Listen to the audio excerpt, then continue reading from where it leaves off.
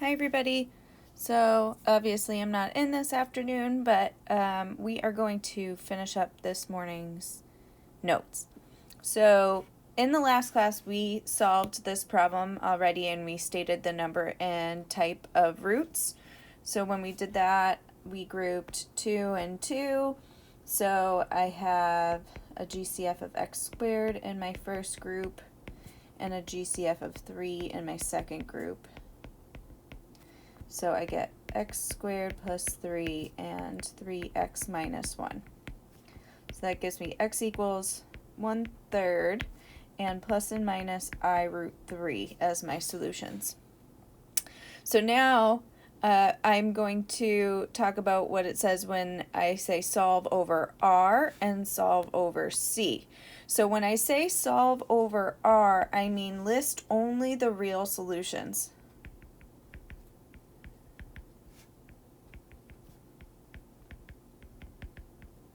So in this case, my real solution is just 1/3 because positive I root 3 and negative I root 3 are imaginary numbers, so they're not real. And then when it says C, remember C is complex numbers. So that means include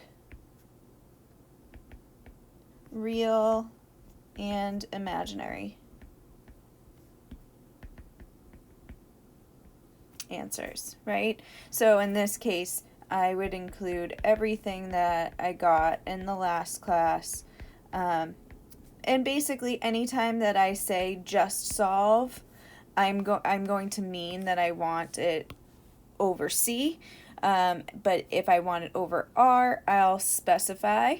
So in general, I'll usually say over R or over C, but if I don't, I mean over C.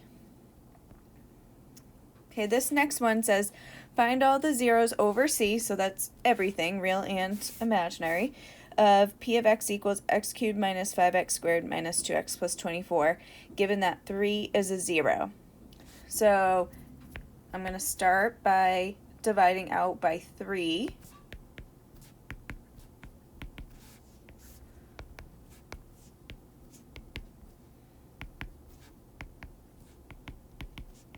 And so we get a depressed polynomial, so this is called a depressed polynomial here, that factors into x minus 4, x plus 2.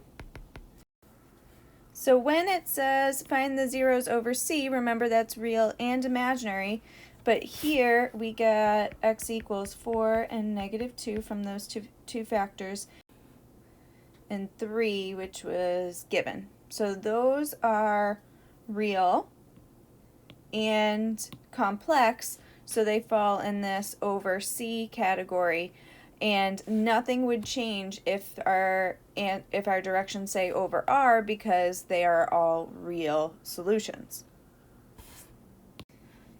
Now the next example is a little bit different. It says given that P of negative 1 equals 0, so that's just another a way of me saying that negative 1 is a 0 for this polynomial here. So I'm going to divide out by that negative 1, and then it says factor over R and factor over C. So I'm going to start here dividing out by the negative 1, and then so we have coefficients of 1, 1, 7, 7, negative 18, negative 18. So here, carry down the 1.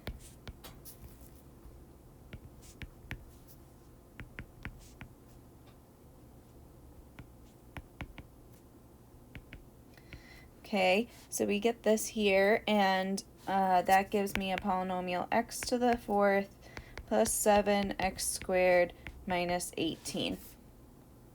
So if I start to factor that, that's x squared plus 9, x squared minus 2. And then I also want to include, I had divided out by negative 1, and because x equals negative 1, that would give me a factor of x plus 1. And next thing I want to do is basically figure out if I can factor either of these further so that I have all linear factors with only real numbers in them. So what I'm going to do to figure that out is I'm going to solve these two. So off to the side here I have x squared minus 2 equals 0. So that gives me x equals plus and minus root 2. So plus and minus root 2 are both real. So I'll be able to use that. And then if I have x squared plus 9, that gives me x equals plus and minus 3i. Those are imaginary, so I can't include those as factors over r. So I have the x squared plus 9, and then because x equals positive root 2, I would get a factor of x minus root 2 here. And because x equals negative root 2, I would get a factor of x plus root 2 over here. And then we have the x plus 1. So that is factored over r. So we want to break it down. If I ask for factored over r now, I want to break it down into linear factors if I can. Now part B says factor over c.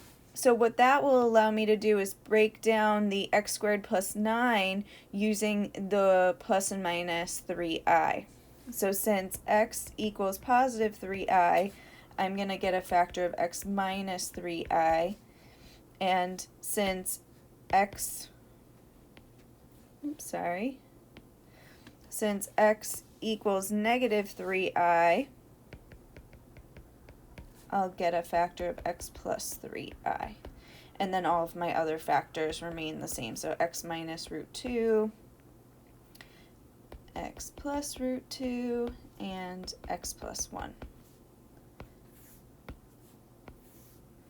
So basically we do end up solving for all of our roots or zeros in order to figure out how I'm going to factor either over r or over c, now that we're factoring down to all linear factors. And then it says, note in most cases for the remainder of this chapter we'll specify over r or over c, just like I mentioned.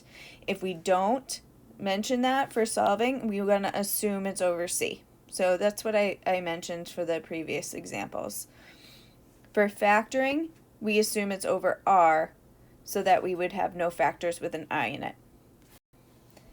Now that's all we have for this afternoon. So what you're working for the remainder of class this afternoon and for homework is the worksheet that I posted this morning. So you're going to get started on that, and then whatever you need to finish up after school for homework, you can finish that up and submit that.